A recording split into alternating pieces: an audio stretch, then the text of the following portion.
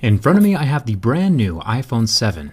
Whether you are Team Android or Team iPhone, anyone can appreciate a well-built phone. And that's what we're here to find out. Can this matte black iPhone 7 survive my durability tests? I've tested over 38 phones so far, including the previous iPhones. So let's see how this newcomer does.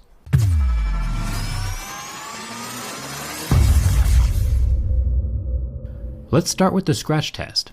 I have a set of mineral picks that tell me where the hardness of the glass falls on Mohs scale of hardness. Sapphire glass would be around an 8 or a 9 on Mohs scale, or plastic screens like the Galaxy S7 Active would scratch at a level 3. Normally, the average smartphone will start scratching at a level 6, and this appears to be the case with this new iPhone 7. It is on par with the typical smartphone screen hardness. Coins and keys won't scratch it, but you should keep it protected anyway. There are still plenty of abrasive materials in the environment, hiding in the pockets of your jeans or purse that can cause scratches to the screen of your phone. Let's jump down to the home button, or better said, the home touchpad now, since it doesn't click anymore. There have been rumors that the home button and the camera lens are made of sapphire, which would make them extremely scratch resistant, nearing the point of diamonds, which would be nice. Some smartphones, like the Galaxy phones, use a plastic home button that can scratch easily. But so far, this touchpad can resist the scratching from my razor blade. But is it sapphire, or is it just normal glass? The easiest way to find out is using the hardness picks. Like I mentioned before, glass will scratch at a 5 or 6, but sapphire should be around an 8 or a 9. And since this button has a deep scratch with a level 6 pick, we know for sure that it's regular glass and not sapphire. The earpiece is made of metal and very solidly stuck in place. It won't be sliding around or falling out like the old iPhone 4s did. Now with the back aluminum, I will be scratching a jet black version very soon, but so far this matte black version holds up extremely well to my keys. You can hardly tell that it's been scratched. Razor blades, on the other hand, will scratch the phone just fine.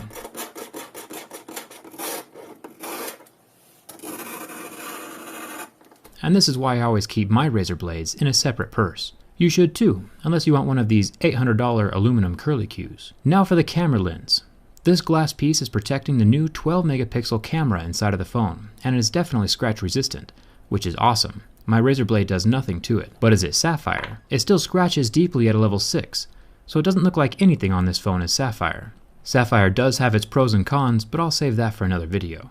Next to the camera lens, we have what Apple is calling the Quad LED True Tone Flash. Initially, I thought that this might be 4 different colored LEDs, bringing even more life to pictures than just a dual-colored flash would. But while indeed there are 4 LEDs, it is still just the same normal 2 colors that the older iPhone 6 has. The flash is just brighter now, because there are more of the LEDs. Which is good. Checking out the build quality of the rest of the phone, we find out that the buttons are metal, which is ideal. Plastic buttons tend to discolor or pop out more often than metal buttons do, so thumbs up to Apple for sticking with quality materials. The antenna bands are still plastic, but that's a necessity with Apple's design at this point in time. If you remove these antenna bands, no more cellular connection. If we look down here, we see where the headphone jack doesn't exist. Now this is a problem on multiple levels. I'll go more in depth about this in my next video. But looking at it from purely a durability perspective, this is an extremely bad move. Just like any piece of electronics, the charging port component has a finite lifespan. Nothing lasts forever. It is designed to withstand a certain amount of physical wear and tear. This means it could stand 5,000 or 10,000 plugs and unplugs. Nobody knows the exact number but Apple, but essentially, now that Apple is combining the headphone jack and the charging port into one, we have 2 accessories using the same single port, doubling the rate of wear and tear. So once this singular lightning port dies or reaches the end of its lifespan, your phone is toast.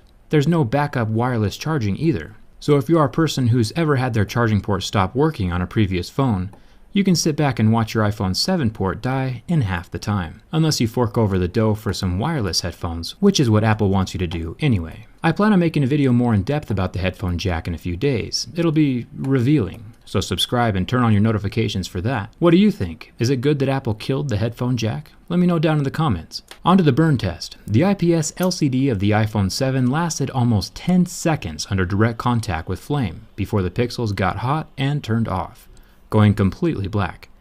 It is interesting to see what screens recover and which ones don't.